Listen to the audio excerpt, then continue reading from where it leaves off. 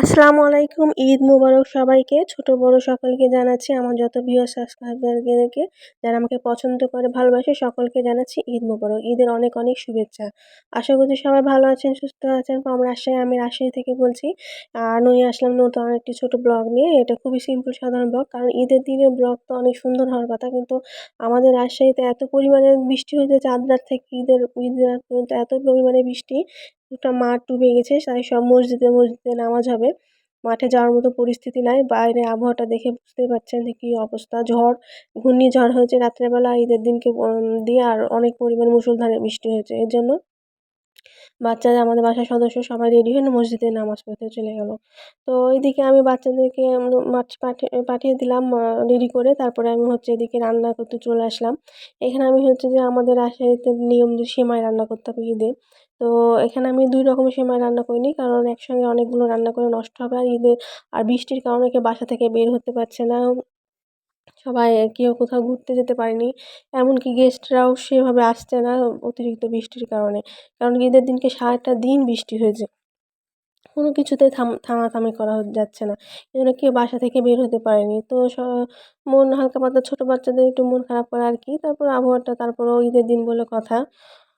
আর এইজন্যই এদিকে আমি সেমাই রান্না করলাম, খিল সেমাই রান্না করলাম। তারপরে হচ্ছে যে আর আমাদের এমনি আত্মীয়স্বজন আছে, ওরা তো আমার বাসায় ঈদ করতে আসছে, আমার বোনেরা আসছে। ওরা তো আসবে ওদের আর আমরা বাসায় তো অনেক মেহমান। এই নিয়ে আমাদের আজকে সিম্পল ব্লগ। তো দেখাবো দেখতে থাকেন আপনাদের ভালো লাগবে। কিন্তু দুঃখের বিষয় হলো যে সাজগোজ আরও সুন্দর হওয়া উচিত ছিল ভিডিওটা। কিন্তু ভিডিওটা আরও অনেক সুন্দর উচিত ছিল হওয়ার, কিন্তু হতে পারল না একটাই কারণ, সেটা হলো বৃষ্টি। বৃষ্টি এসে সব কিছু পরিবেশ নষ্ট হয়ে গেছে। তো কি আর এর জন্য আমার তো ভিডিও চ্যানেল তো রান্না-বান্না ফানি ভিডিও নিয়ে আর কি। তো আমি এখন এই তো আমি সেমাই খেতে দেবো সবাইকে। রুটি বানিয়েছি সকালবেলা ঘুম থেকে উঠে, আর এদিকে আমি সেমাই গরম করে সবাইকে খেতে দেবো। নামাজ পড়ে এসে সবাই খাওয়া-দাওয়া করবে, সকালে নাস্তা করবে। তো এদিকে আমি হচ্ছে সবাইকে এক এক করে এসে হচ্ছে সব কিছু রেডি করে দিয়েছি টেবিলে, যে ওরা এসে খাবে তাই। তারপরে ঈদ উপলক্ষে আমি আজকে অনেক কিছু রান্না করেছি। মুরগির রোস্ট রান্না করেছি। গরুর মাংস, মুরগির মাংস, তারপরে এমনি রোস্ট বানিয়েছি, আবার আলাদা মুরগি ঝাল মাংস করেছি। এছাড়াও আমি হচ্ছে যে বেশি কিছু জানি যে গিয়ে খাবার রান্না করলে হচ্ছে নষ্ট হবে, যেহেতু বৃষ্টির দিনকে কেউ আসবে না, তাই বেশি কিছু রান্না করিনি। তাছাড়াও আমার বাসায় অনেক খাবার রান্না হয়। তো সাধারণত আমরা যেগুলো খাবো সেগুলো রান্না করেছি। আর ছোট বাচ্চারাও আসবে ঈদের দিনকে, কত ভালো লাগবে। তারাও ঘরের মধ্যে বন্দি, যে যার ঘরে সেভাবে বন্দি ছিল। বৃষ্টির কারণে কেউ সেভাবে বের হতে পারেনি। তো এমনকি এটা হচ্ছে ২ দিন মানে আরও কিছু বৃষ্টি হবে, সবাই তো জানে। চলবে, দেখা যাক বৃষ্টি যদি যেদিন কমবে, রোদটা বের হবে, আবহাওয়া ভালো হবে, তখন না হয় একটু বাইরে বের হওয়া যাবে। এদিকে আমার রোস্টটা রান্না হয়ে গেল। এদিকে আমি পোলাও রান্না করব। তো আমি শুধু রাজশাহীতে মানে বিভিন্ন জায়গায় বৃষ্টি হয়েছে, কিন্তু রাজশাহীতে একটু বেশি বৃষ্টি হয়েছে। তারপর আমি টিভিতে খবরে দেখছি ঢাকাতে। আর রাজশাহী একটু দূর ভিতর অঞ্চলে কোথাও বৃষ্টি হয়নি। তো মেইন টাউনে আমরা যেহেতু থাকি সেখানে অনেক বৃষ্টি হয়েছে। আর কোনো জায়গায় দেখছি বৃষ্টি সেরকম খুব একটা হয়নি। যাদের যেখানে বৃষ্টি হয়েছে সেখানে ভালোভাবে সবাই ঈদ পালন করতে পেরেছে। ব্যাপার না, যেহেতু আমাদের সবার তো ঈদ শেষ হয়ে যাবে, আমাদের ঈদ থেকেই যাবে। যেহেতু আমরা ঈদে বের হতে পারিনি, ঘুরতে পারিনি, তাই আমরা যখন বৃষ্টি থামবে, যখন বের হবো, তখন আমাদের নতুন করে আবার ঈদ হবে। তো এদিকে আমি হচ্ছে যে ৫ কেজি মাংস রান্না করছি। এটা গরুর মাংস। এটা আমি হচ্ছে সব কিছু ঝাল মাংস, কালা ভুনা, এটা সব কিছু দিয়ে মাখিয়ে এটা আমি হচ্ছে আস্তে আস্তে করে দমে রান্না করব। তো সকলে আমার রান্না খেয়ে অনেক খুশি হয়েছে, পছন্দ হয়েছে। তো সকলকে খাওয়াতে পারলে খুশি হলে অনেক ভালো লাগে আর কি। এছাড়াও বাচ্চারা যে আমাদের বাসায় অনেক সদস্য আছে যারা ঈদ করতে আসছে। আমার আত্মীয়স্বজনরা সবাই আসছে। সবাই বাসায় আনন্দ ভালোভাবেই কাটালাম। হাসি ঠাট্টা আনন্দ সবকিছু নিয়ে বাসাতে কাটালাম। তো আজকে এমনি ঈদের দিনকে সবাই তো বাসাতেই বেশিরভাগ কাটায়। কিন্তু বিকাল হলে একটু ঘুরতে যায় বা অনেকে গেস্টরা আসে, তখন খুব ভালো লাগে। কিন্তু এবার তেমন কিছুই হয়নি। তো নিজেরাই আমি পালন করলাম, সমস্যা নাই। আল্লাহ যা করে আল্লাহ যা করে ভালোর জন্যই করে। তো অবশ্যই ভালো কিছু হয়েছে বলে বৃষ্টিটা হয়েছে। বৃষ্টি হওয়া তো অনেক ভালো। তো লাখ লাখ শুকরিয়া, রোজাটা সম্পূর্ণভাবে করতে পারলাম। ঈদটাও পালন করতে পারলাম। তো সবাই আমাদের জন্য দোয়া রাখবেন, আমাকে সাপোর্ট করবেন, সাবস্ক্রাইব করবেন। আর যারা করেছেন তাদেরকে তো অনেক অনেক ধন্যবাদ। সবার জন্য শুভকামনা রইলো। সবাই যেন ভালো থাকে, সুস্থ থাকে। সবার জন্য দোয়া রইলো। ওই যে সবকিছু মাংস দিয়ে আমি এটা মাংসটা হচ্ছে যে আম একদম মাখিয়ে নিবো। মাখিয়ে কিছুক্ষণ রেখে দিবো। ০.৫ ঘন্টা ধরে রেখে দিবো। তারপরে আমি এটা আর মাংসটা রান্না করবো হচ্ছে আমি সরিষার তেল দিয়ে। আর এটা হচ্ছে একটু হাই হিটেও না আবার কম হিটেও না। আস্তে, আস্তে এটা হচ্ছে রান্না করবো। তো এটা আমার রান্না হওয়ার পথেই হয়ে এসেছে। তো এখানে রান্নাটা খেলাম এবং পোলাও রান্না করবো। পোলাওটা আমি সাধারণত হচ্ছে রাইস কুকারে রান্না করি।